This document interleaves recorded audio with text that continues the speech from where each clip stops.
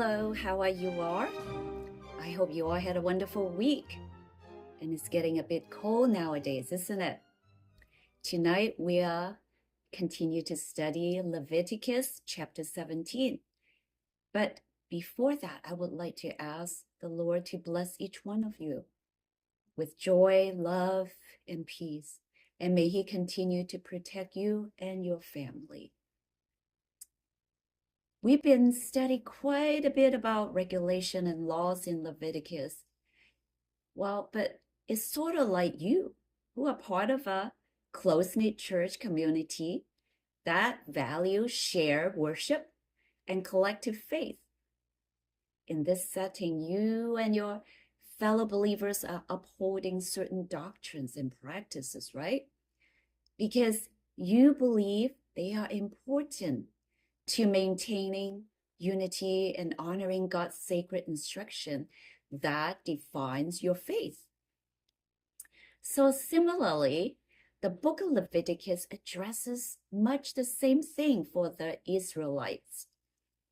They were taught by God through Moses to uphold regulations or laws that define their covenantal relationship with God.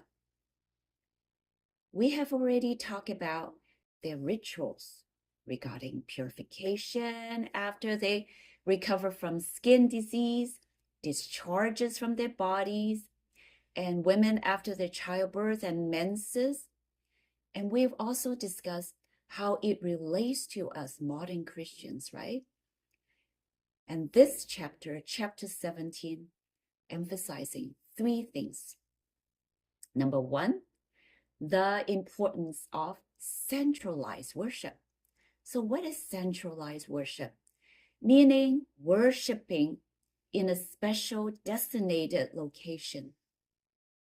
Number two, the chapter also addresses the sanctity of life, and blood is a symbol of life. Number three, it also addresses the importance to adhere to God's commands, to preserve their identity and relationship with Him.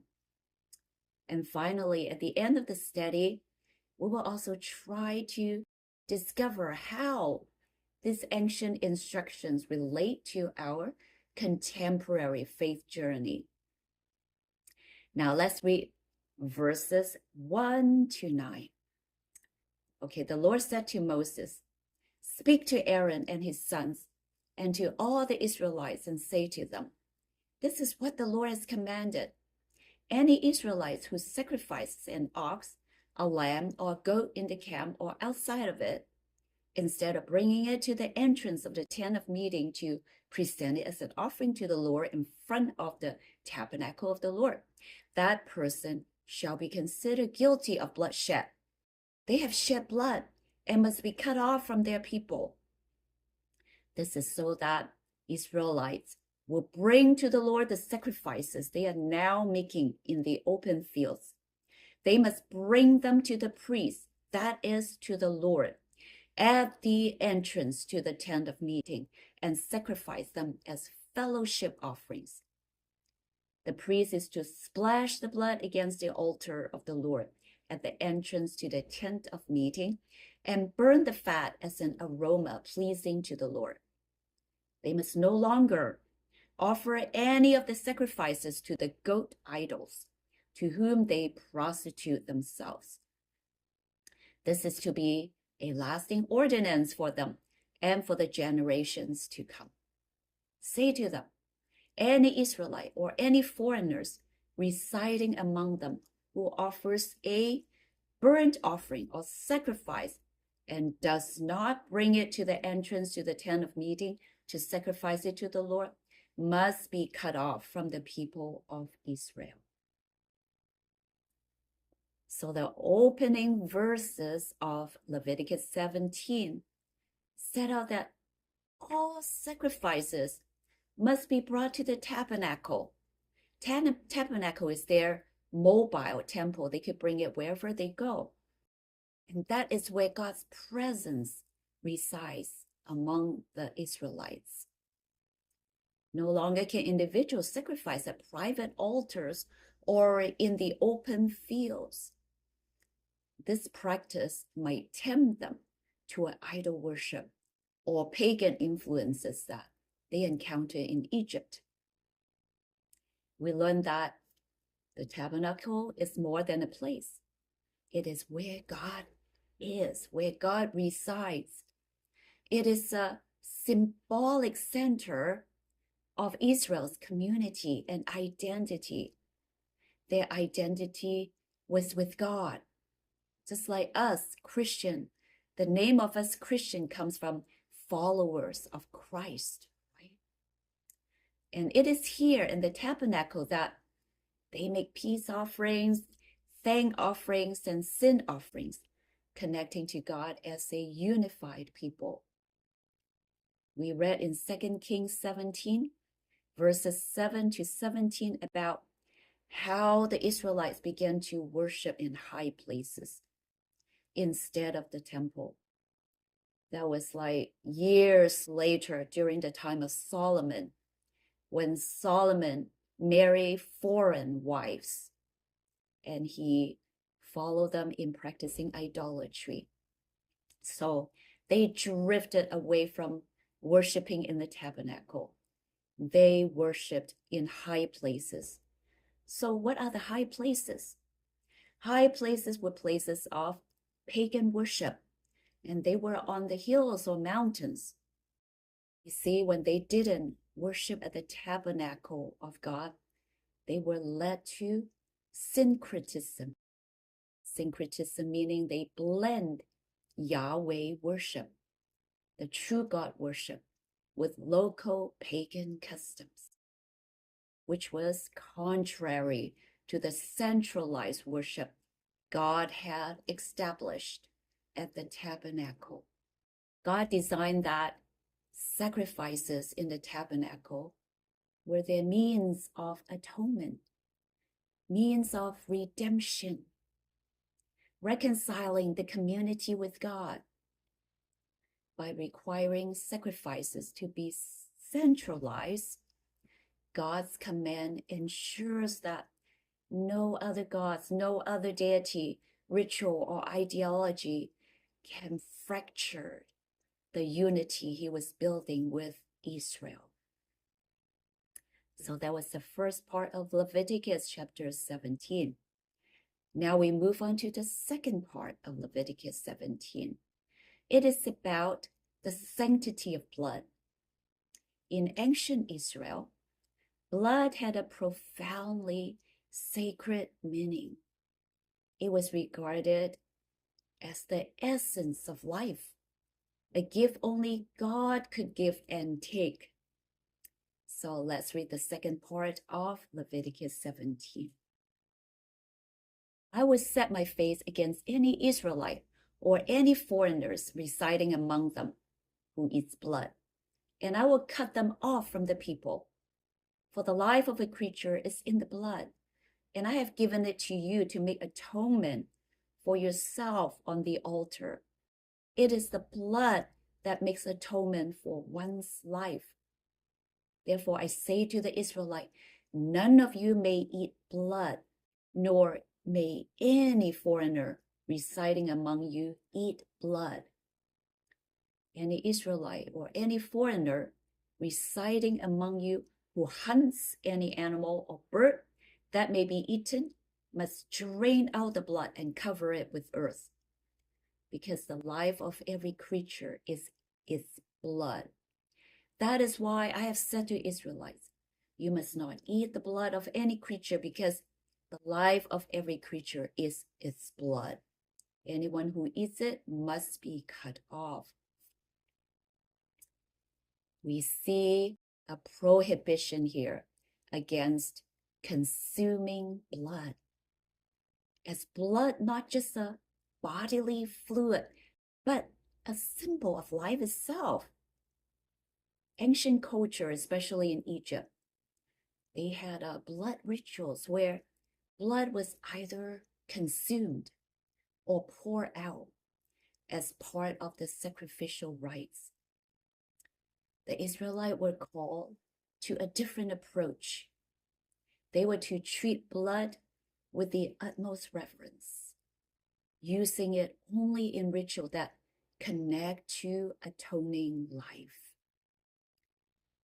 And that points forward to Jesus Christ, right? When Jesus died on the cross, his blood shed for us, he redeemed us. And how about dietary-wise? For food, the Israelites were required to drain the blood of any animal they killed.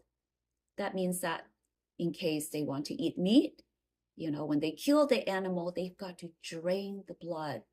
That is to acknowledge that life is sacred. They were also to pour out the blood on the ground specifically, returning life to God. Remember, all living things were created by God and they were made from the ground. Pouring out the blood on the ground symbolized the respect of life's cycle and its creator. So Leviticus chapter 17, focusing God's desire to form a people distinct from the nations around them. This chapter sets a boundary against going astray after other gods, particularly those that may have been adopted in Egypt. God calls them to abandon Egyptian custom, encouraging unity around God, Yahweh, who rescued them and shaped their covenant.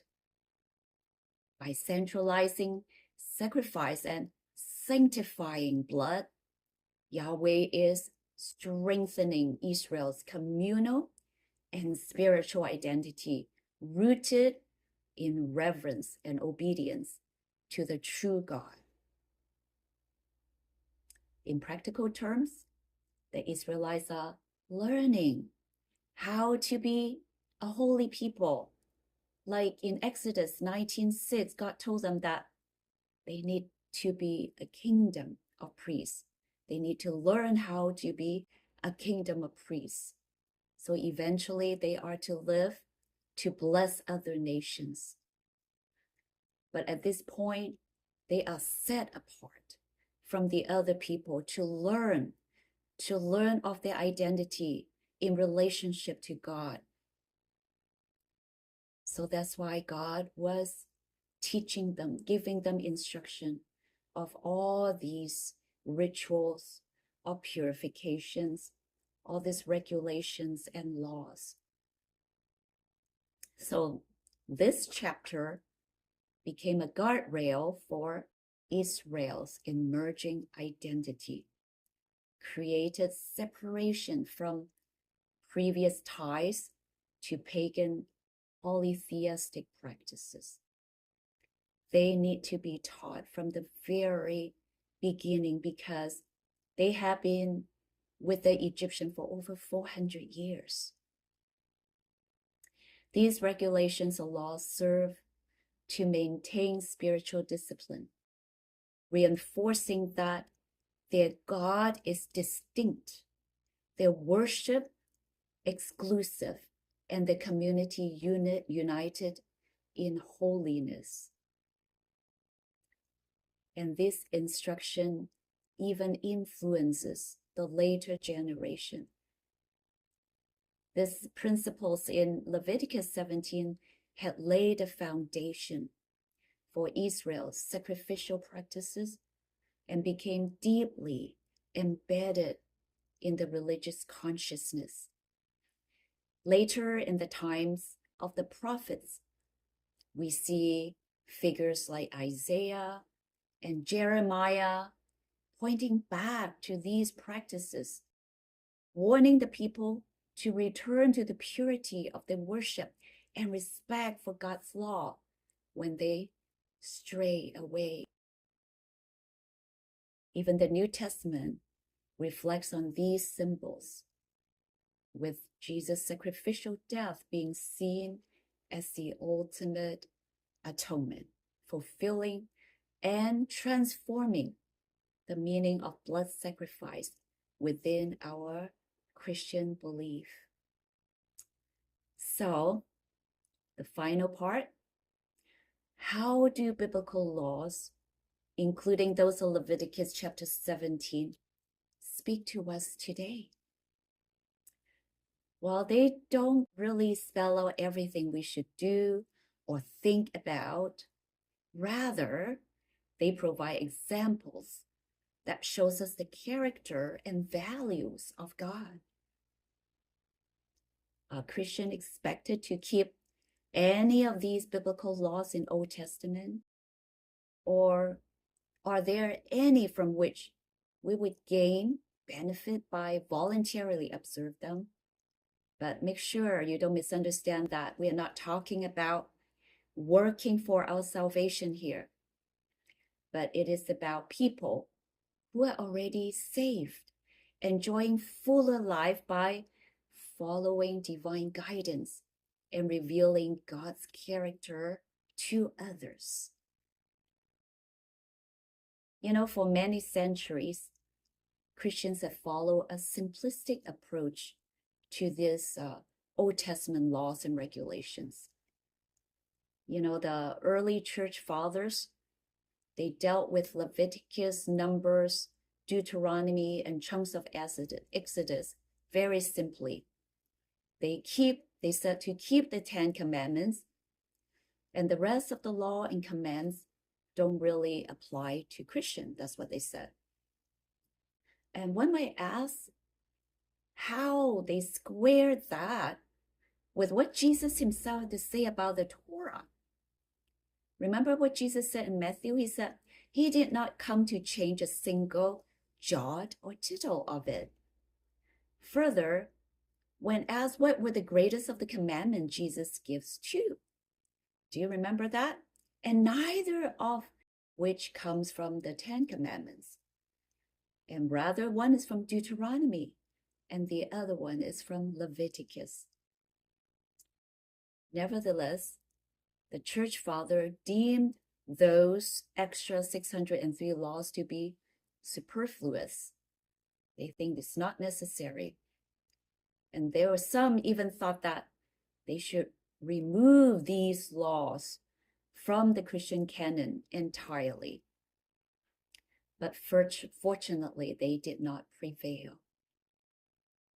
So, for the purpose of determining whether or how various kind of Old Testament laws apply today, Christians had traditionally divided them into categories. Let me list them to you. Number one, moral laws. Well, moral law consists of the 10 Commandments, which express timeless and universal principle governing relationship with God and the other human beings. Now, the second category is ritual laws, which we have been studying, right? They serve as symbols for us, or types or shadows, until they met their fulfillment at the cross, like, sacrificing the lamb, and that points toward Jesus Christ. So for us modern day Christian, our worship is focused on God's temple in heaven, where Christ has been ministering. Nevertheless, the Old Testament ritual law teaches much about the nature and character of God and humankind, the dynamics of divine-human interaction, and God's plan of salvation through Christ. The third category, laws for government. Although we no longer follow these civil codes because of cultural differences, but by studying them, we can still learn valuable principle of justice and mercy to protect those who are socially and economically disadvantaged. So for example, in Leviticus chapter 25, 43, it taught, employer how to treat their employees, right? He says, do not rule over them ruthlessly, but fear your God. So even when your workers are completely dependent on you and under your control, you do not rule over them ruthlessly. The fourth category is health law, which have been having ongoing value because human bodies function the same today as they did in ancient times, right? Today, with our modern advancement in science, we realize that eating blood is not healthy because it carries diseases, right? However, blood in Leviticus 17 was not really about health. It was focusing on the sanctity of life. Therefore, blood prohibition in Leviticus 17, verses 10 to 15, has health and ritual implications. It is basically a moral law. Back in Genesis 9, God gave the prohibition to Noah for the entire human race that they cannot eat blood. Even they were starting to eat meat, right? God said, don't eat blood. Well, this was after the flood, right? Before the flood, they all were vegetarian. But because after the flood, there was a lack of vegetation, so God allowed them to eat meat. But even then, God said, do not eat blood. And in Ezekiel chapter 33, 25 to 26, equate eating meat with blood with those who had committed murder, those who had worshipped idols, and those who had committed adultery. So it was quite serious. Furthermore, during the first century, the early Christian council, you remember that in Jerusalem, recognized that the ceremonial requirement of circumcision was non-abiding, that they don't need to observe that anymore for those Gentile Christians. But yet at the time, they were still advocating, still telling the newly convert that they cannot eat blood. Do you remember that? You can look back in Acts, the book of Acts. So the bottom line for them was, you don't need to observe the ceremony of circumcision, but yet you cannot worship idol and you cannot eat meat with blood. So how about us? How much blood is acceptable? Okay, there's a professor from Andrew University. His name is Roy Gain. He said, although one cannot remove every bit of blood in this manner, basic drainage fulfills the divine command. If this is done, as is often the case in modern butchering, it is not necessary for Christians to follow additional traditional practices of salting and roasting to get more blood out. Is there a rule of thumb for us to decide whether the Bible intends for Christians to keep a given Old Testament law? So how do we know which law in Old Testament to keep and which one is not necessary? Okay, again, this professor said, a law should be kept to the extent that its principle can be applied unless the New Testament removes the reason for its application. Let me read it again. A law should be kept to the extent that its principle can be applied unless the New Testament removes the reason for its application. If we are so concerned about these laws, aren't we being legalistic? Some might ask. Not if we understand the purpose of God's law. It is right to act and think in harmony with God's character of love. It is not right and cannot be and never was intended to be a means to salvation. Doing right can never redeem us from our mortality or past sins. Only God's grace through Christ's sacrifices, received by faith, can do that. God's commandments are for people who are already delivered, as demonstrated by the fact that God gave Noah covenant stipulation after bringing him through the flood.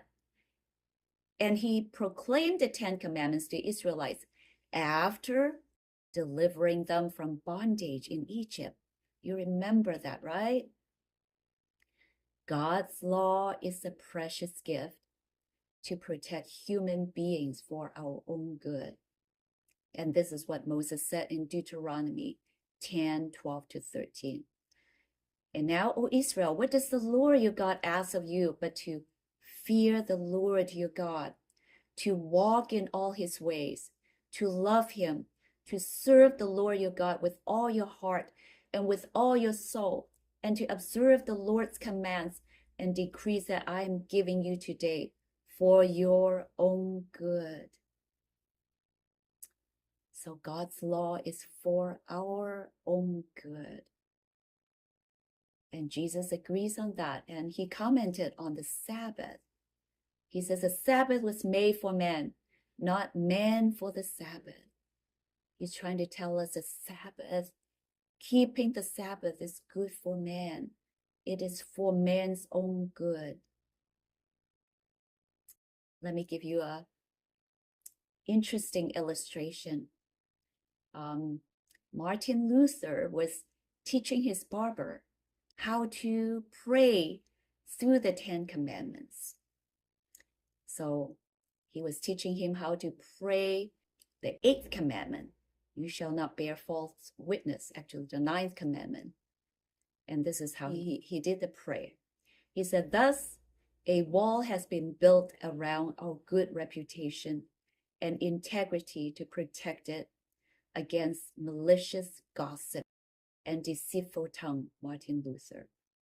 So what is he trying to say?